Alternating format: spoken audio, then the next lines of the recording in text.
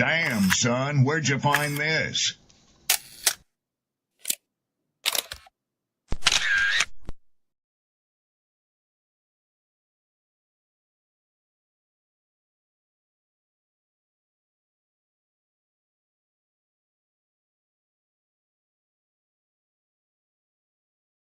Who taught you to hate the texture of your hair?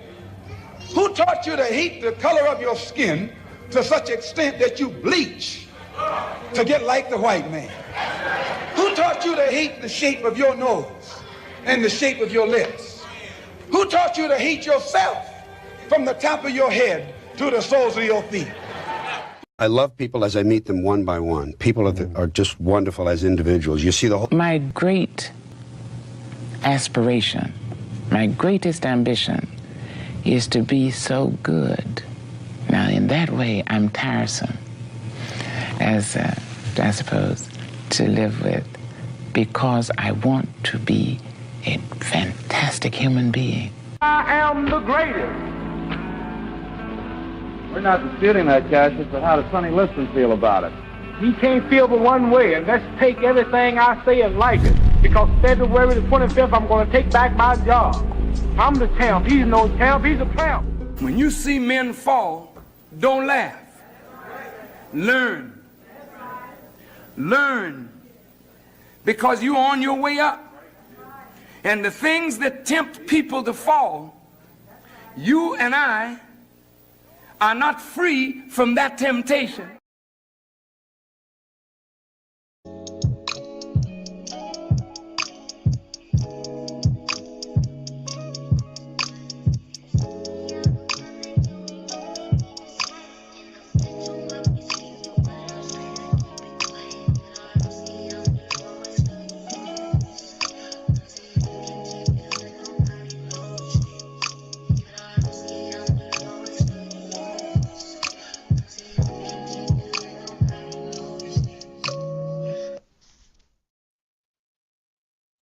What up, people? Twitter, Facebook, YouTube, wherever you watching from right now. What's good? Good. How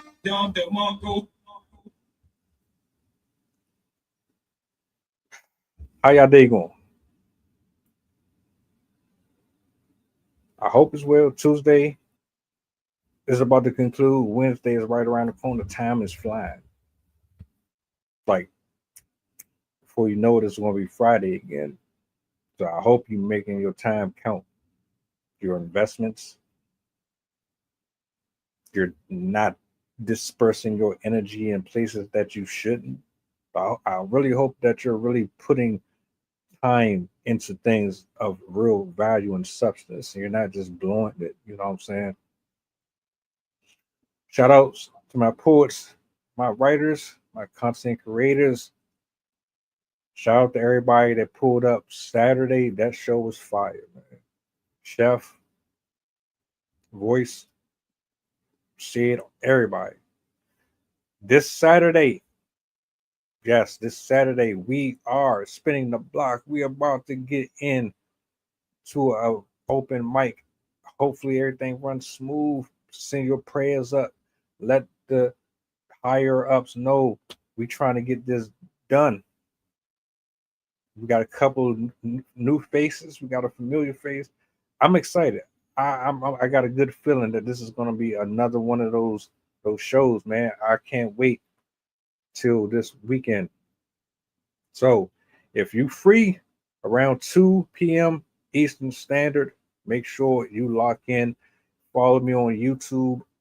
Hit the bell so you don't miss the notifications. It's going down. I'm always in the lab here, man, and we got one for you. You already see the title. You know how Trump is. I know everybody got their own mixed reactions. We got to talk about it. I've been sitting on this one for a couple of days, and now we're here. How do y'all feel about Trump? Do you think he's doing a good job? Do you think he's doing a bad job? Is he controlled? Is he a pedo? Is he for Americans? Is he on some other shit? We're going to talk about all that. Because right now, what it's looking like, he sent in troops. He's literally trying to get homeless people out of the nation's capital. And he's putting National Guards on the street. I got a clip. I got two. I haven't decided on which one, but I think this one should suffice. It's going to pretty much cover everything that I would like it to cover. Before I play it, though, repost, let the people know that we on. Join us in the discussion. I got my co in the building, Miss Linguist. I'm gonna bring her up, let her intro, and we're gonna go from there. We got a lot to cover. Sydney, what's up? Hello. How are you doing? One more day. I'm glad to be here. How about you? Pretty good. Just chilling around the house today. I've been watching some stuff on the news about the topic, so I have some stuff to share. I'm definitely excited to talk about this because, man, I do not like that guy. I don't think a lot of people like that guy. We're gonna go there though. I'm gonna let this clip play. It's 5 minutes. I'm gonna let it rock all the way through, and we'll just go from there. Initial thoughts, whatever's on your heart. I mean, you might have came into the studio with something that you want to get off your chest, so it doesn't really make a difference where we start. But for the viewers, I just wanted to give y'all something to go off of before we get into this. So let's jump into the video. Announced today, the federal government is taking over operational control of the Washington, D.C. Metropolitan Police Department and deploying 800 National Guard troops to the city streets. My father always used to tell me, I had a wonderful father, very smart, and he used to say, son, when you walk into a restaurant and you see a dirty front door, don't go in, because if the front door is dirty, the kitchen's dirty also. Same thing with the Capitol. If our capital's dirty, our whole country is dirty. Trump is adamant that crime is on the rise in the nation's capital, so this federal takeover is absolutely necessary.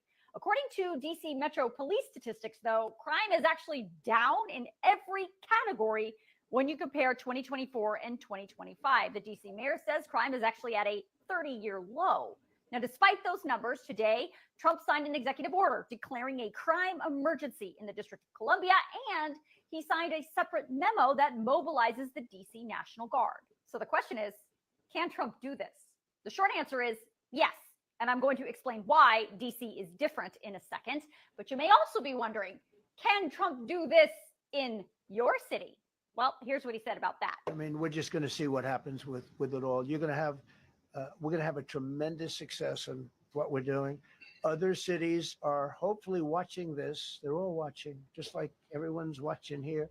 They're all watching, and maybe they'll clean up. But then I'm going to look at New York in a little while. Let's do this. Let's do this together. Let's see. It's going to go pretty quickly.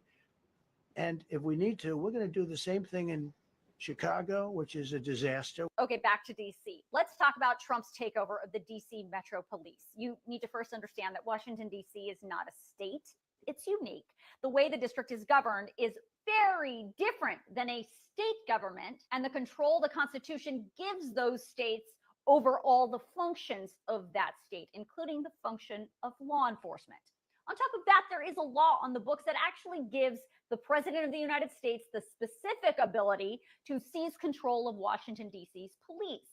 It's called the Home Rule Act of 1973. That law does several things related to the federal government and its jurisdiction over the nation's capital. But because of the executive order Trump signed today declaring the crime emergency, he is invoking Section 740 of the Home Rule Act. That section says the president can take emergency control of the DC police, but only if he has determined that special conditions of an emergency nature exist, and this federal control cannot exceed 30 days unless the House and the Senate pass a law extending that control. DC Mayor Muriel Bowser says she's not surprised Trump is taking this extraordinary step. We are American citizens. Our families go to war. We pay taxes and we uphold the responsibilities of citizenship. And while this action today is unsettling and unprecedented, I can't say that given some of the rhetoric of the past, that we're totally surprised. I believe that the president's view of DC is shaped by his COVID era experience during his first term. So how will the Metro Police in DC operate differently under federal control versus how they've been operating under the control of the district? Well, Trump addressed that today and raised a few eyebrows. You tell them, you spit and we hit, and they can hit real hard. Police are standing, and they're told, don't do anything under any such, so this, and you can see they want to get at it. And they're standing there, and people are spitting in their face, and they're not allowed to do anything. But now they are allowed to do whatever the hell they want. As for the National Guard, Trump says he's already mobilized 800 Guard troops to the district and says more are on standby along with the U.S. military. Again, because D.C. is not a state, they have no control over the deployment of the D.C. National Guard. But the president absolutely does. At your direction this morning, we've mobilized the D.C. National Guard. It'll be operationalized by the Secretary of the Army, Dan Driscoll, through the D.C. Guard. You will see them flowing into the streets of Washington in the coming week. At your direction as well, sir, there are other units we are prepared to bring in. Two things come up here. First, we already saw Trump do this. He declared an emergency and deployed thousands of National Guard troops and a few hundred Marines to California a few months ago after massive protests broke out over his ICE raids and immigration enforcement efforts. Trump did that against the wishes of the state's governor. Governor Newsom sued, saying Trump overstepped his authority. Newsom said there was no emergency and the state did not want those Guard troops on the streets of LA. Coincidentally, that case is actually being heard in federal court today. The other thing this new DC Guard mobilization brings up is Trump's lack of response in Washington, D.C. during the events of January 6, 2021.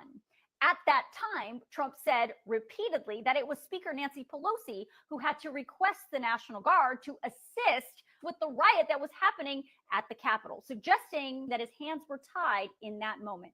Now, compare that to today. No local lawmaker, including the mayor of D.C., have asked for the National Guard to be deployed because of this so-called crime emergency. But despite that, Trump says he absolutely has the power to deploy the National Guard all on his own. President Trump announced today the federal government is taking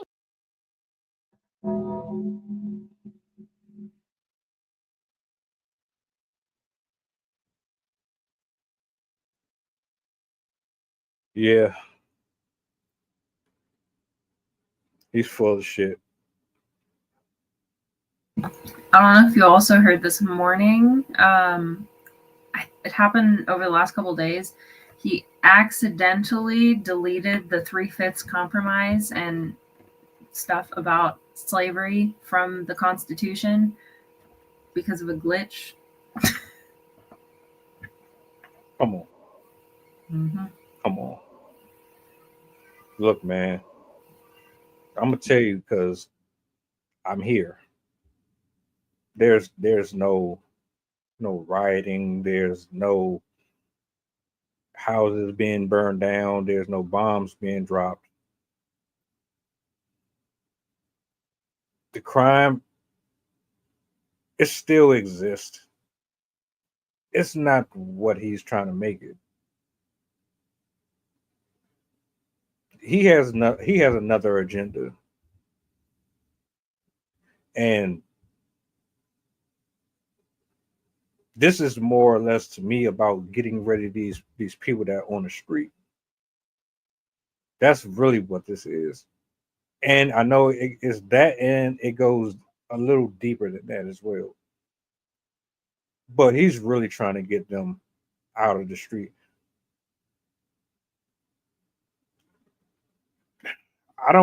Where are they going? Jail. That's where they want to send them. They said if they don't get their act together, they're going to send them to the prisons. And that's half the reason why they want to open so many different, I'm going to call them concentration camps. They want anybody that's not an American citizen, anybody that's not sane by their definition, anybody who is homeless, anybody who relies on the government for support. They don't want to do any of that. They want honestly, they really want the wealthiest to be able to fend for themselves, to have the resources they want, to do what they want, because, oh, well, they're the ones with the resources. They're the ones that run the companies and help the economy and whatever. So we need to be supporting these millionaires and billionaires because they're the ones that support the government, not the people that, we're a democracy. It's supposed to be by the people, but we don't make enough money to have that kind of power. Yet still, we're the ones that's doing the hard labor and producing and putting things on the conveyor belt from sun up to sundown. You're getting rid of the minorities. You expected us to take over those jobs, but you don't understand that you're not even giving the jobs to the people who need the job. Folks that are clean and fresh cut can barely get a job. So I know damn well the folks that's on the street are having an extra hard time. I really think this is just bull. Like she had said, he had an opportunity, and I'm staying on this. He had an opportunity to bring the National Guard in a while back, but he didn't do it. He's trying to hold on to this excuse that he didn't. His hands were tied. Your hands weren't tied. You didn't want no part of that. I honestly think that Trump and all of his friends they're kind of leading us on almost, because I think they're trying to instigate us. I really think that they are trying to get us angry enough about what they say.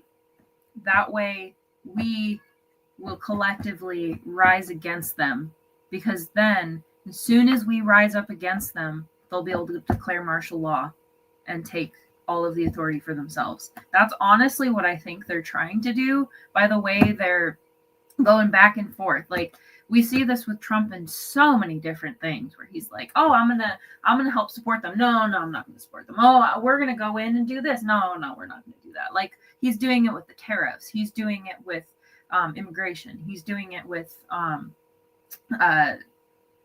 the stuff with the libraries and how they're trying to revoke materials and ban books and all that stuff. Like, they keep instigating because I think they want us to get to the point where we become violent. That way they can turn and be like, see, look, you're the enemies. This is what we said. And so then they can come in with their military and do whatever they please. And they're already trying to throw as many people as they can at it. I just watched John Oliver's discussion about this whole situation, and he was talking about how people are oh my god, what was the point? The point just left my head. What's it? Oh my god, I'll remember it. I totally just pulled a blank on what I was about to say. But they are trying. Oh, that's what it was. They've even enlisted the Postal Service for this immigration stuff. There's videos of them I think it's in DC. It was either DC or LA. But they had the Postal Service. They had the IRS. They had the I think CIA or FBI, something like that. I'm like, it's bad when they're having to recruit the freaking postal service to get immigrants. Like, are you serious right now? Yeah, this is prophetic. It's slow. It's concise. It's in your face. It's political. It's nonverbal. A part of me wants to say that an article that I read brought up the fact that this has something to do with his attempt to get the woman out. Remember the other week we talked about him trying to get her out, but with the Epstein thing, so he doesn't have to deal with that. I think this has a lot to do with that. I never really thought that he was really for the people, honestly. It sounds good when he talks about getting rid of certain folks that shouldn't be here, and you want to give jobs back to the people, but you're still avoiding the fact that you've been convicted multiple times. You are known to be a pervert. You do have some stains on your jacket, sir, and your inconsistency is actually insulting. How that you can just continuously do the things that you're doing in our face and expect us to ignore it. How anyone voted for him is absolutely ridiculous to me. You're telling me that you want everybody in jail. That's the best way to get them off the street because you don't have no other solution for it. It's the most legal way to enslave people, because if you have people in prisons, number one, you get full control over the resources they get, so you can give them the cheapest food, the dirtiest water. I'm already hearing of an alligator Alcatraz. People, I think 80% of the population is dealing with an outbreak right now, a viral outbreak, I think. And if you have people in the prison system, you can also use them as free labor.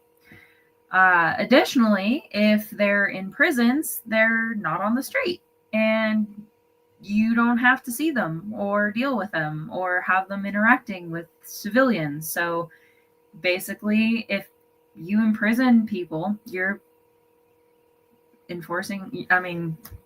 encouraging slavery. It's a new form of it, but that's basically what it is. Not to mention the fact that it's a very easy way to strip people of their rights. Because if you're in prison, you don't have the right to go where you want. You don't have the right to do what you want, to eat what you want, to sleep when you want. Like, they are dictating your schedule. They're dictating where you go, where you live, when you get out, all of that stuff. And it's a very easy way to control a population, especially if a lot of us are disenfranchised. We don't have the skill to navigate the law system, especially with what they're doing to the law system right now. They're making it even more complicated, even harder to get through, even more expensive. People can't afford good lawyers. People can't have access to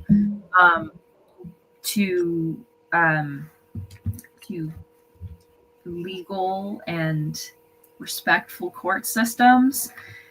Because as we're seeing, it's not just Trump. He has plenty of people in other states, judges and lawyers and politicians, senators, all the likes, even civilians that have just decided to join his movement. But he has people all over the place that he can utilize to take advantage of other people. And we are kind of in the midst of seeing that start happening. It like I always like to say in the previous the previous 4 years that he was running, it very, very much reminds me of what happened with Hitler. When Hitler came to power, he came in for his first term, and right off the bat, he tried to start with all the stuff that we know he's famous for, all of his hatred, and it didn't fly. The German people were not down for that. This was in the 20s, late 20s. They were really struggling with their Great Depression at the time, and they were not interested in participating in that form of hatred. And so he had to backpedal. And for his first 4 years, he focused on building roads, building schools, building community centers, getting farms put out there, building resources, bridges, like the whole thing. Like he was developing Germany and getting them out of the Depression and everything like that. It wasn't until the middle of his second term that he started to go full force into his Holocaust plan. And I think we're seeing a very similar thing with Trump, where his first term was him trying to show the country, like, look at me, I'm so great and wonderful. I'm different than any president we've ever had. I'm cool. I'm rich and whatever, and I can throw all this money at you guys and be awesome. And then once he solidified his second term, then he's like, all right, cool. Now that I have it, I can take your rights. I can allow myself to be in this position as long as possible, which we are seeing left from everyone. I have seen so much discussion about how they're going to try and cancel the 2028 election.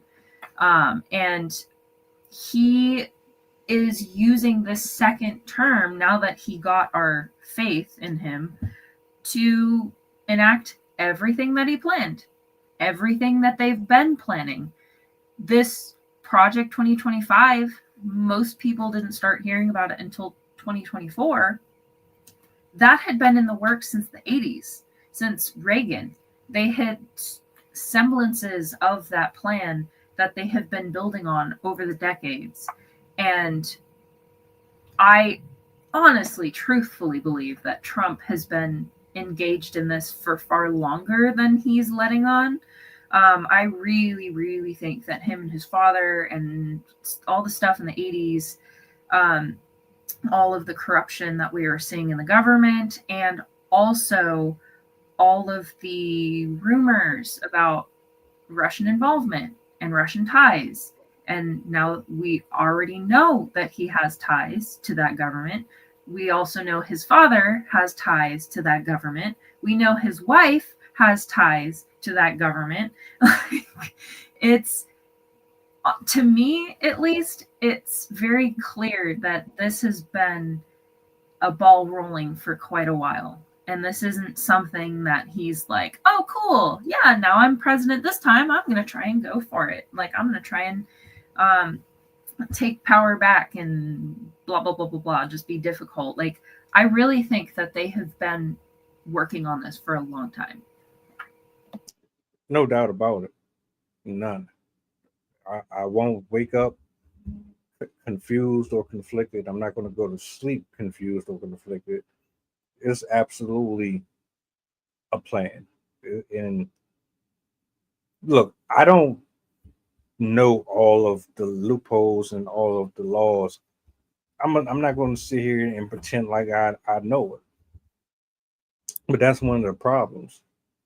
You know, our lack of understanding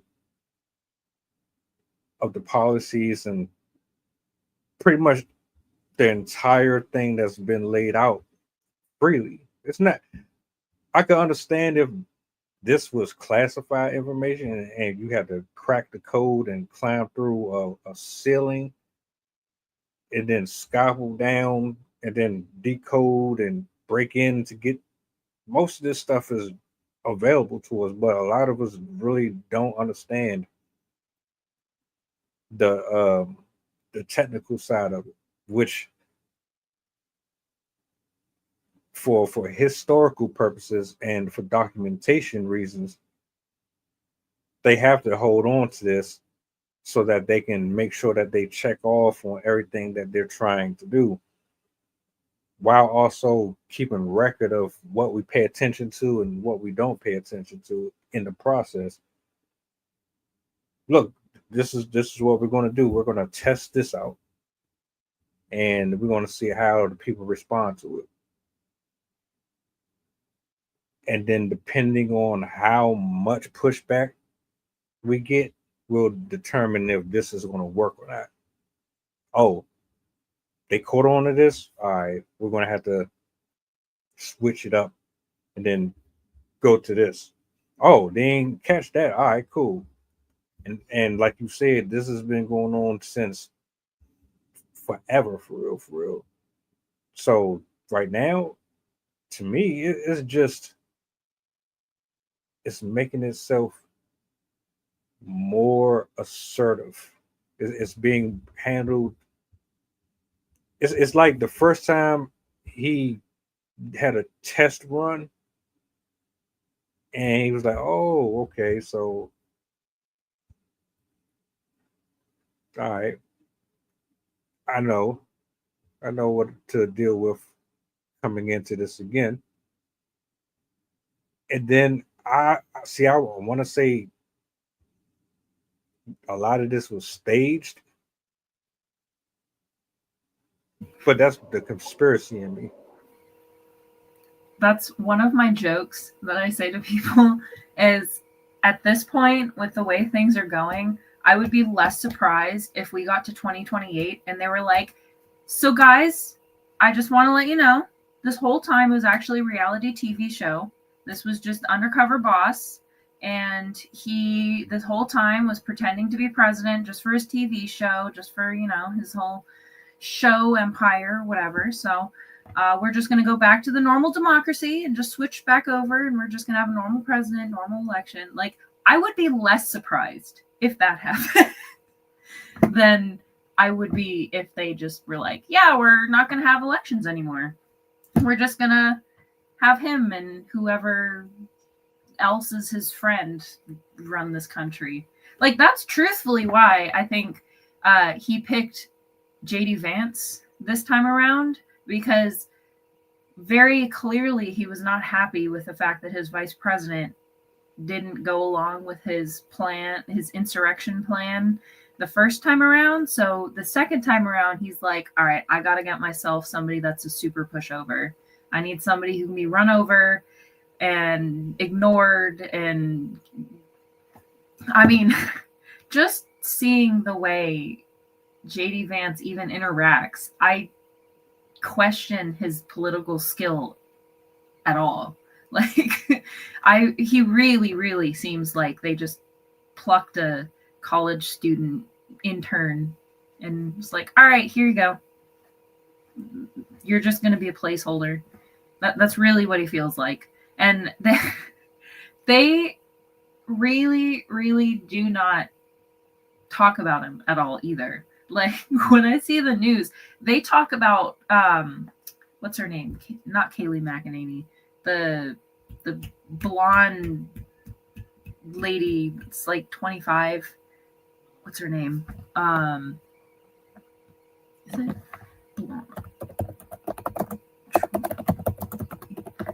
Why am I forgetting her name? You know how I'd be messing around and typing, what is the blonde lady that they always talk about?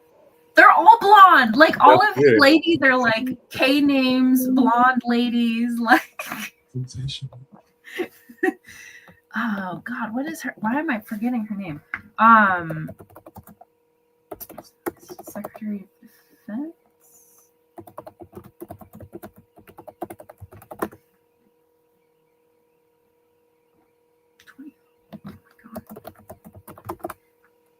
You'd think that her name would be easier. Let me see. While she's doing that, I want to shout out to people. Appreciate y'all for pulling up, man. Donald Trump is a piece of I'm gonna try to reserve my words a little bit because I don't want them coming from me. At this point, he's probably watching everybody. Nah, I really don't care. This man, I don't know how he managed to get a second term. I'm really confused by that. I thought we had. Sorry, Caroline Levitt. That lady. Still sound like a basic name. Yeah, she's the secretary of press secretary. That's what she is. She's the press secretary. But she is this. She's 25. She's married to a 56-year-old man. They got together when she was like 22 or 23, something like that. But he has her. He has what's her face from Alaska that shot her dog. And then she has, I think it was Kayleigh McEnany is the one that like has all sorts of like conspiracy theories. I'm like, he has just picked the, I hate to say it, like blonde nipples. They're so dumb. I don't understand how you can be this not there and people still like support you. Like I don't understand Trumpers. I really, really do not understand people that support him and that can look at him in the face and look at all of his people all the people that he chose to run the country with him, and they could be like, oh yeah, he totally makes sense. He totally cares about us. What? He loves this country. Yeah. Well, shit. Well, people pay for OnlyFans every month, and they listen to Cardi B. They got all types of trends. You got all types of people that folks idolize and worship. This ain't no different.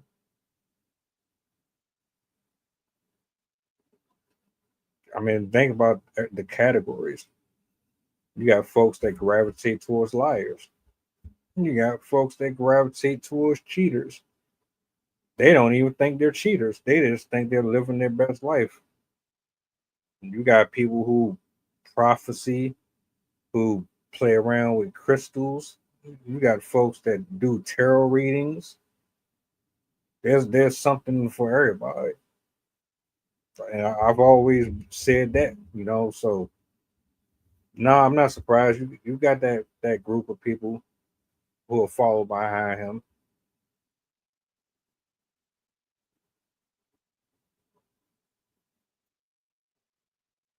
Now, what would it look like? I'm trying to figure out, let's say he does get all of these homeless people off of the street. Then what? What's next? The jobs are still going to be waiting for someone or not, because you're still not hiring people.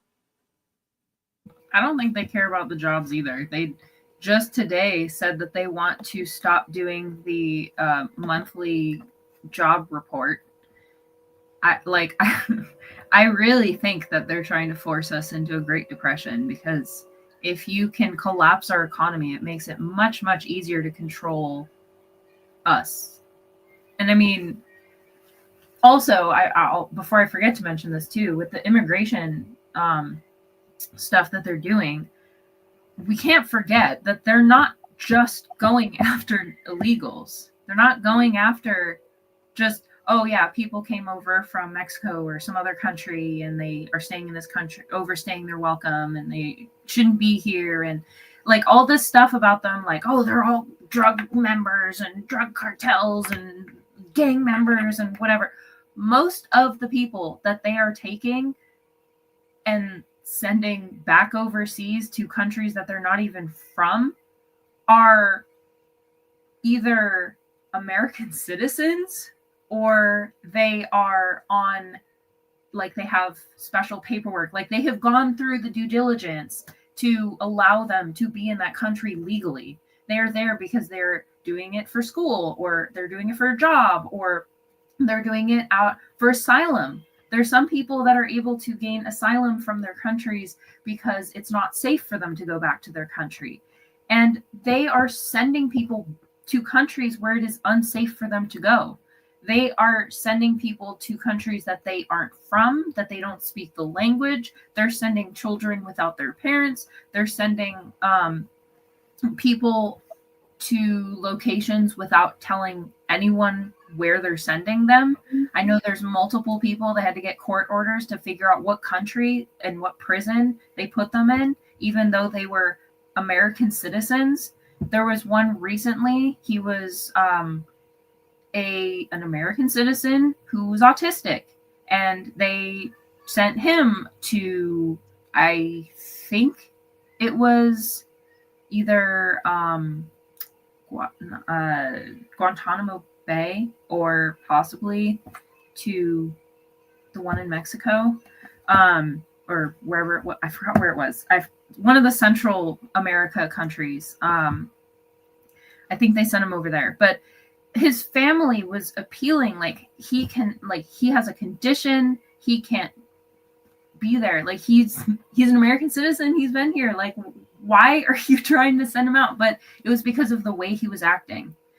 And there's countless stories like this of people being grabbed off the street who have mental problems, or they were intoxicated, or they were on vacation or whatever, and they're being extradited to countries that they've never been to in their lives, and they're being mistreated while they're being transported. They're being abused by all of these, I don't even think that they're vetted individuals. I mean, honestly, with the way that Trump is, I would not be surprised if most of these people that are posing as immigration officers are just like random insurrectionists that love Trump and are like, cool, I get an excuse to go harass people and carry weapons around and be abusive and aggressive. How great. And I really think that a pretty high percentage of the immigration officials are those types of people and aren't even being paid. They're volunteers. They're not even licensed. They've never been trained or anything. They're just jerks, to say the least. How did we get here? I ask myself this all the time. We just let this happen. It's the internet's fault. It's a part of it. It ain't all of it, but it's a part of it. As long as I've been here. I heard somebody saying earlier that the way the law looks right now is very, very similar in the infighting and all of that stuff. What's happening with the laws is basically the same thing that was happening before the Civil War. So it's especially with the redistricting, the movements to like arrest governors and senators just because they are supporting certain policies, like all of that type of stuff, the law rearrangement, the muting of history, all of the stuff that we're seeing today is what happened in the 1860s, 1850s, 1860s. They're also shuffling people's rights in a similar way that they did when they were trying to fight the freeing the slave movement. And I know that they've also talked about invoking some of the same laws as well. I know Trump keeps throwing out that 60, 70 something. I think it's something along the lines of if we uprise, then they can basically take control of the government for themselves, and like the police, basically make the police force the acting governmental army, essentially. And I know I've heard him floating that that particular law. But I know he's getting a lot of pushback from Democrats, and they're not allowing him to take that step. But it's been a fight for the past couple months. I know.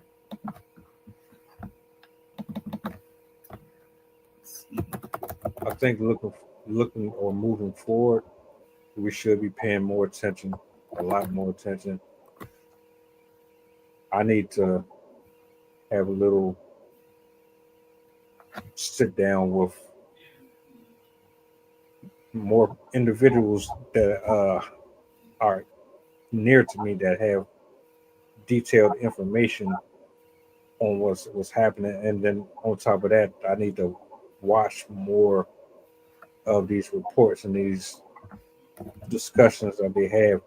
Every time I get on YouTube, there's always something going on with Trump. I just kind of browse and breeze by it. I don't pay no mind. And you think that one person doesn't really make a difference, but you will be surprised.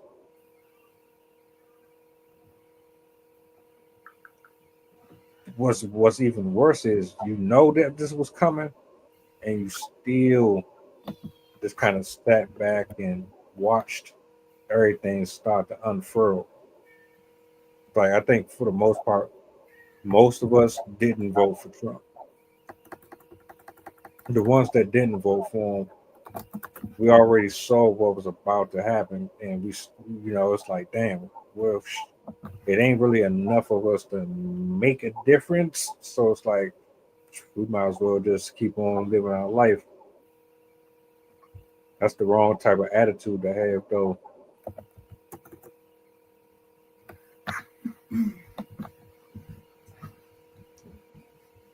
I wonder what would it take to overturn or undo everything that he already got going on. Like, you couldn't get him kicked out. He was convicted. He was already tried. He done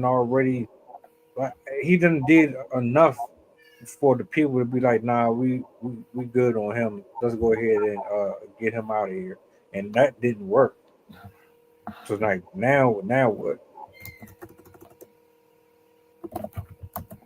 Am I supposed to just sit here and listen to him run his mouth and run people off and keep on adding extra on top of the extra that we already have? You're not making it easier for people to live. Bills ain't cheaper. Rent ain't cheaper. You can't park nowhere. You can't really do much anything. And people want to come here and tour. But I'm trying to tell you, it's not what you think it is. It's not as glamorous.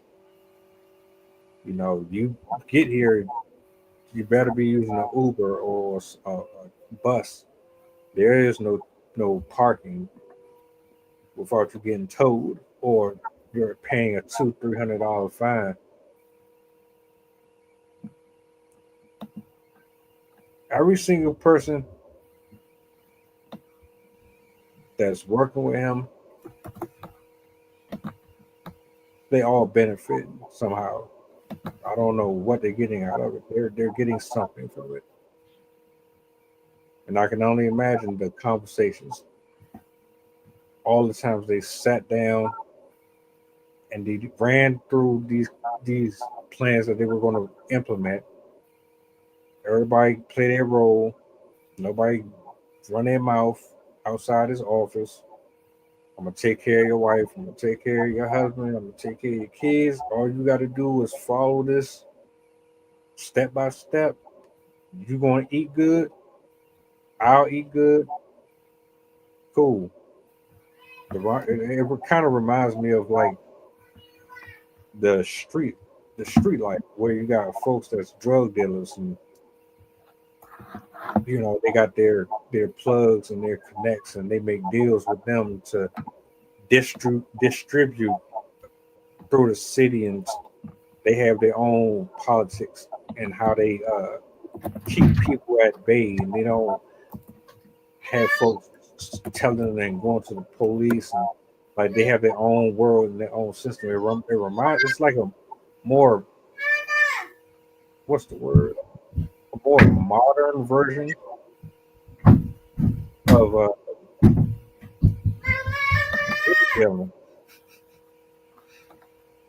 if I had to put anything to it,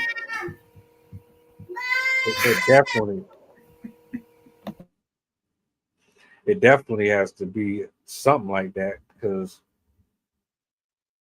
you look at every single position, every job that you've ever been on, from working at Safeway to working at a gas station, working on the oil rig.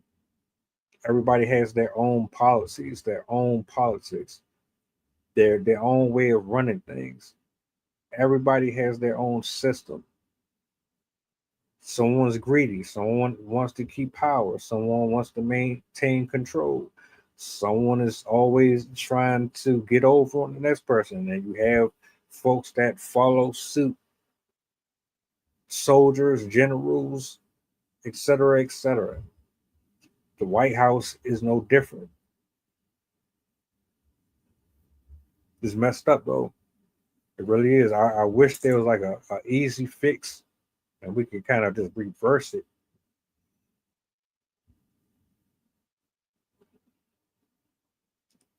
They posted a immigration video bragging about what they're doing on the White House website, and they put it like they showed a video of the immigrants like walking, so it was kind of like from the back, but they had the song the hey hey hey goodbye, like they had that song, and John Oliver was like, now that's the song we need to play at his funeral.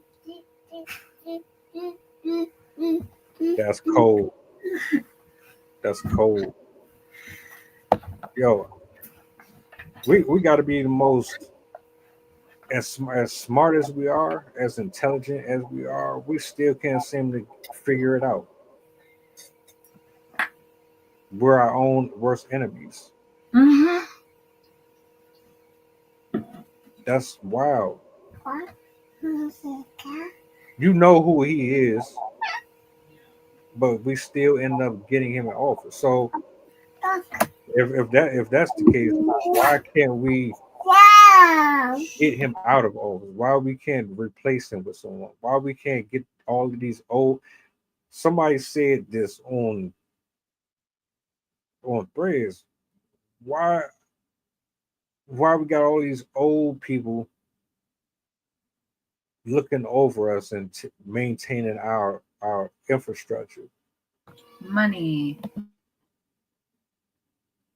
I think, yeah, money. They're all cousins. They're all friends. They're all relatives. Everybody is That's like a generational circle. They kept it in the family. A lot of them like went to schools together. Okay, no, I'm not gonna do that. A lot of them are the same cohort. A lot of them are boomers, and as we know, boomers is the biggest class of age group, and we also know what the culture of the 50s and 60s was like, and so we have a huge percentage of people running this country from that demographic, from that group of people. And they also are the wealthiest. They also own the most businesses. They also have the most experience. And so it's kind of that a whole trifecta of factors that are making it difficult. Not to mention the fact that every area of politics that has power independently is in his pocket. He has, 5 out of the 7 Supreme Court justices as his buddies. He has a large majority of our senators or I should say Republican senators and Congress people. He obviously has all of his people in the White House. He even has all of his MAGA people and people like Laura Loomer that get them and the Pillow Guy that get them all the attention and views that they need.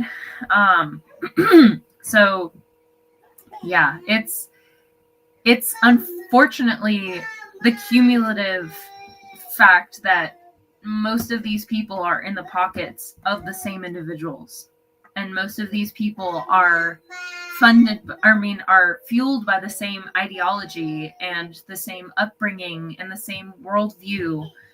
And unfortunately, just from what I know of psychology profiles, the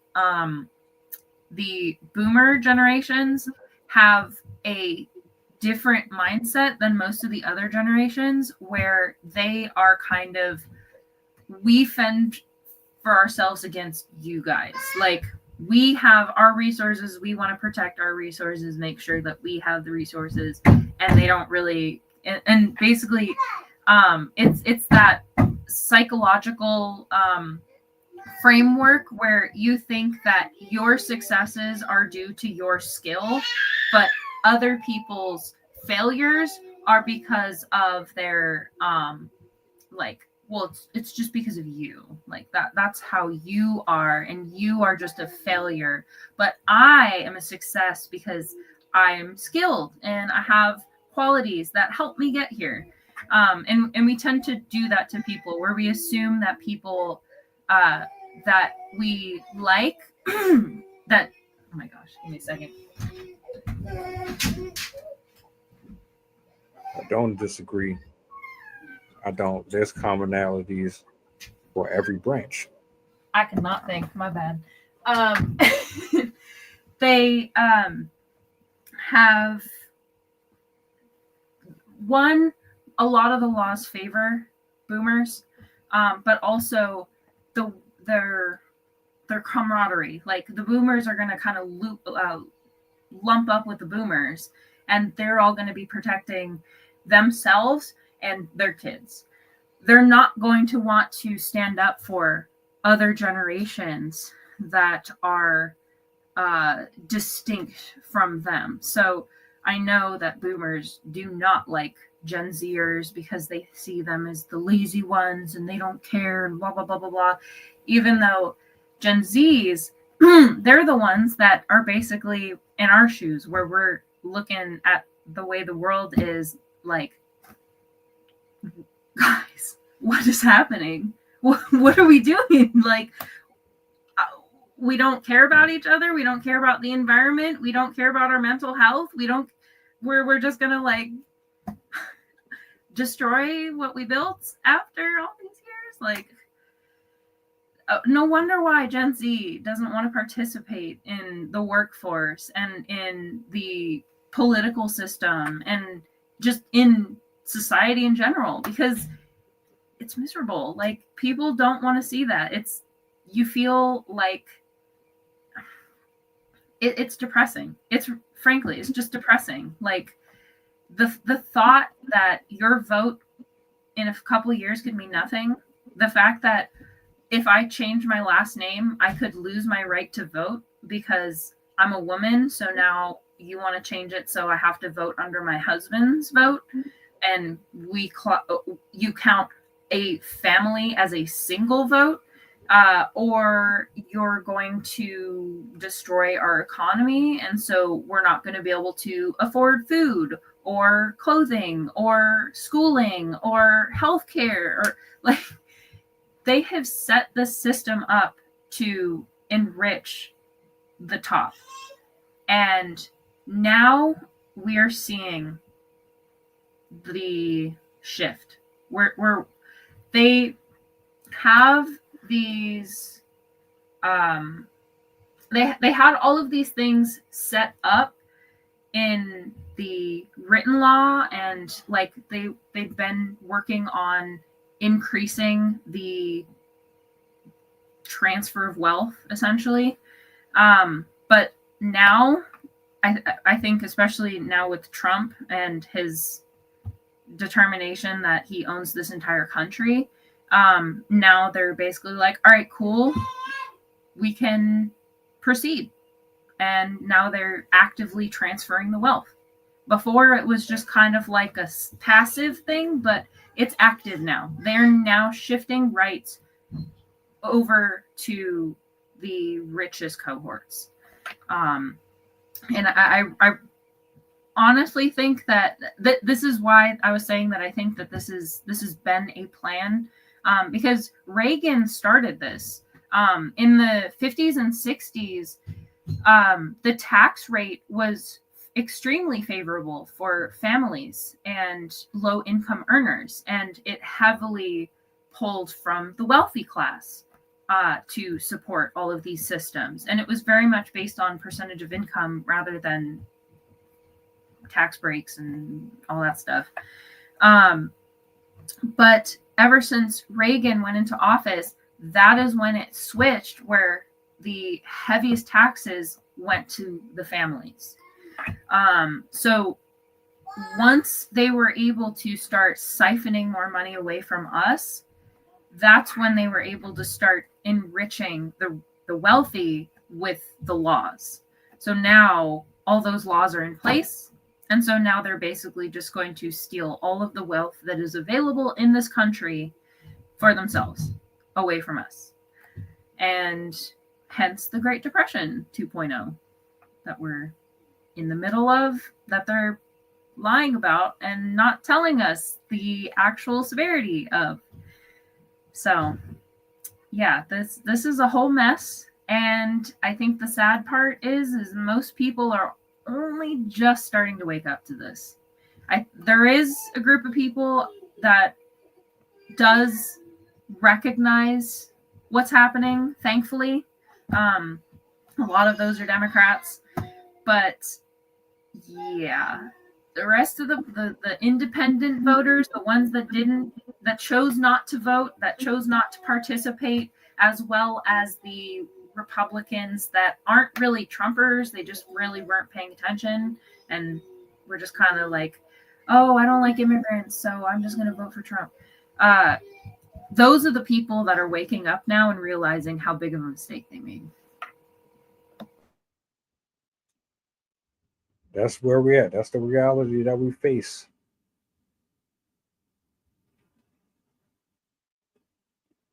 What do we do next? How do we proceed? What kind of conversations should we be having moving forward in terms of this in general? That's something that's on the back of my mind.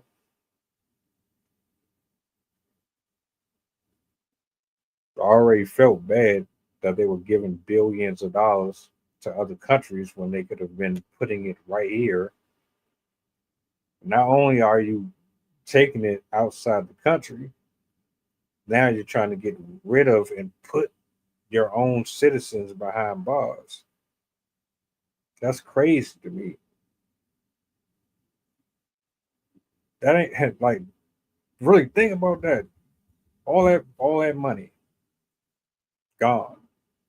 And on top of that, you're building or refurbishing older prisons, retrofitting them so that you can put people in there to make back money that you spent somewhere else. You gotta love humans, man. Like, You just can't make it up. But I think the next time we have any type of discussion on this, we need to actually, I don't know, it has to mean something, right? Like, this is important, but it's like, all right, well, how do we get more people to care about it so that it actually starts to shift a little bit? Maybe it won't do great damage, but we can start to kind of nudge a little bit. That's kind of where I'm at right now, like as far as my final thoughts. But Just from, as you guys may know, I'm my research is in disaster management, is in perception of. I focus on disasters, but I also do look into economic disasters as well, because they very much impact mental health and have a similar kind of elicitation of response as natural disasters. Like, it's a similar fear of people's. Sadly, one of the things that research has shown time and time again is that you can tell people up and down all day that they live on an earthquake fault line, that they're right on the beach, that they're going to get hit by tornadoes or hurricanes or floods or whatever. And unfortunately, the majority of people are not going to do anything until they are confronted with the actual loss and damage. And I unfortunately think that's kind of where we're at, or at least that's what it'll take, is that enough people have to hit the bottom for us to rise back up as a country. Because right now,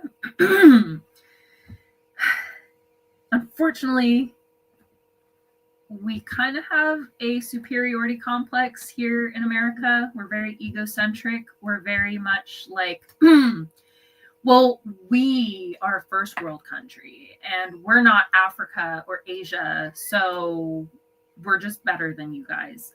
And that type of mentality can make people think like, because we're so good, there's no way, like, people aren't suffering like that. What? There's people, homelessness isn't like that. We don't believe that people could actually be hurt that badly. And I think we're in denial that we could revert back to a third world country. And it is probably going to take something large and widespread for people to start reflecting and recognizing the amount of damage that has been done already. Because part of it is there needs to be a switch in people's brains. For people to go from ignorance to action, they have to make a connection to their own lives. They have to see that impending thing and see how it will affect themselves. They have to not want that to affect them, and so then they're willing to take those actions. For example, like earthquakes. If you know that your house could fall down, you find out that there's a fault line right behind your house. Once you learn that, you're more likely to be like, all right, I'm going to put my shelves onto the wall, like hook them onto the wall, and I'm going to make sure that I don't put my glass up high so it can fall. And you're going to have that knowledge in your head that's always going to be reminding you, like, oh, if there's an earthquake, I don't want that to fall.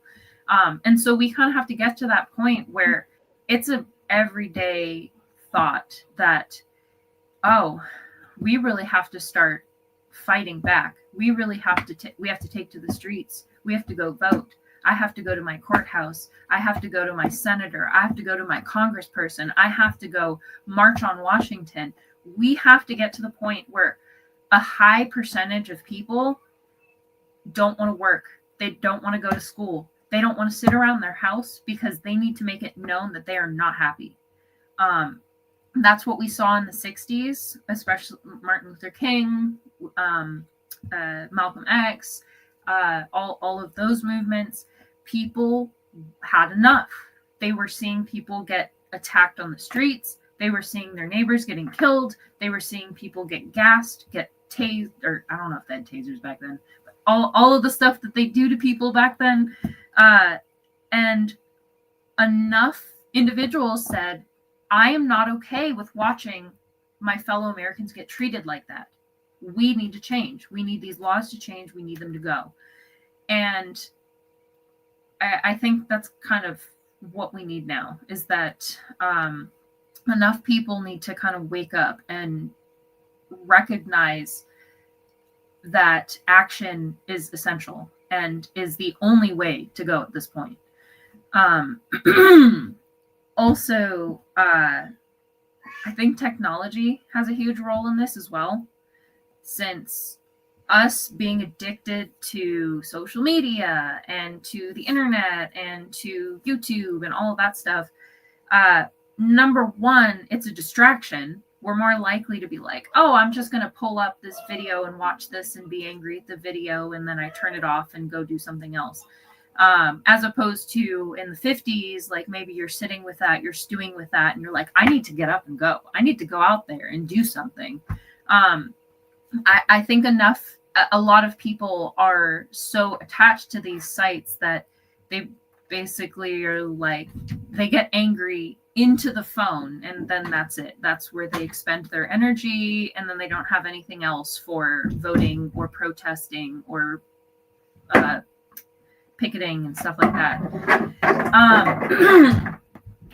So there's that. And then the other aspect is it desensitizes us. When we see these videos over and over again of people getting arrested, people being harassed, people being abused on the streets, we become desensitized to it.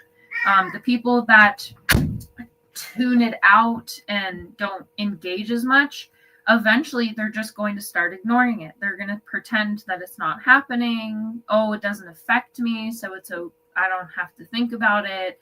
Oh, it's them. It's a them problem. So I think a lot of it has to do with our psychology, but also a lot of it has to do with the addictions, the distractions that we have in our society as well.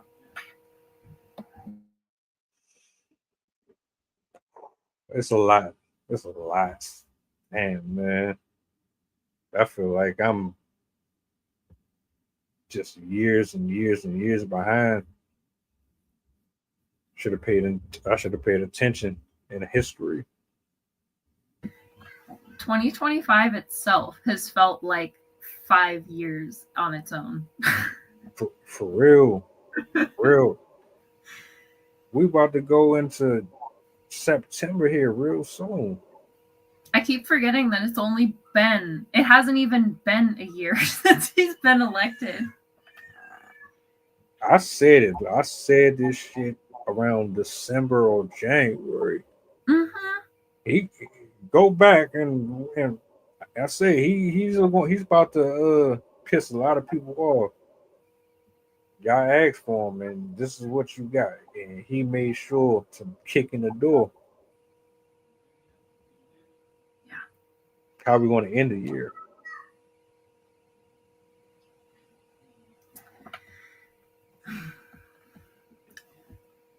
Thank you for pulling up. You know, this was a good one. Yeah, I was excited about this topic. The immigration stuff has been bothering me quite substantially, just because obviously the fact that we're deporting American citizens, stupid. But the homelessness aspect, that's too much for me. The homeless population to me is a soft spot.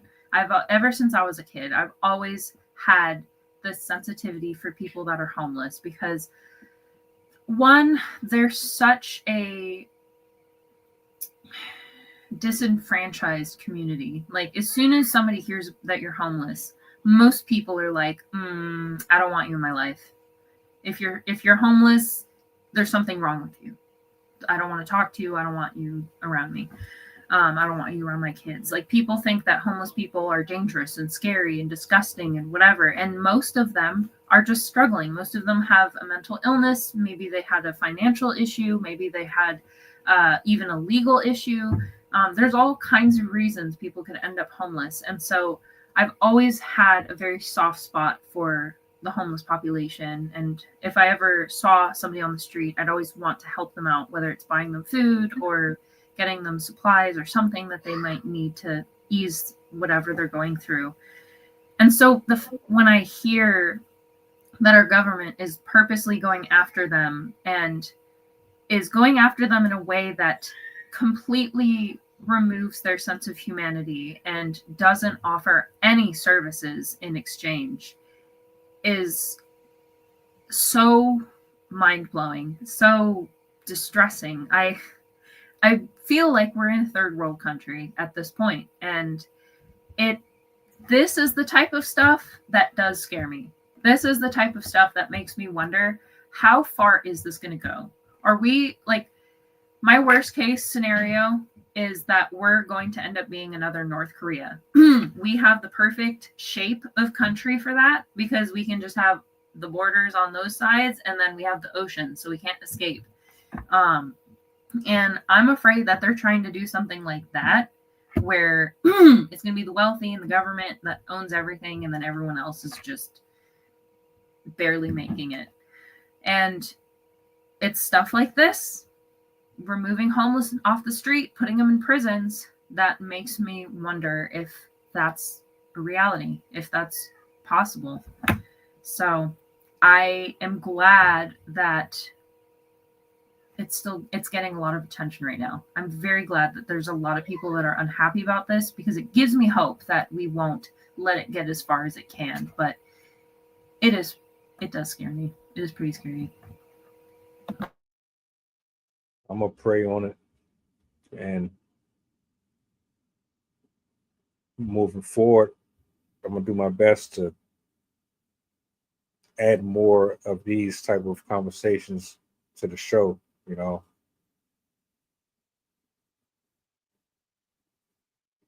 soft spot for homeless people, yeah. Like, y'all left them out there 40, 50 years anyway. So I already knew you didn't give a shit about them then. Now you're really just saying, like, pardon my French, but how fucking hard is it to just give them housing? exactly. I digress. I might go on a rant about that shit. I think I did before. I might end up doing it again, but I know it's winding down. We about to get up out of here. I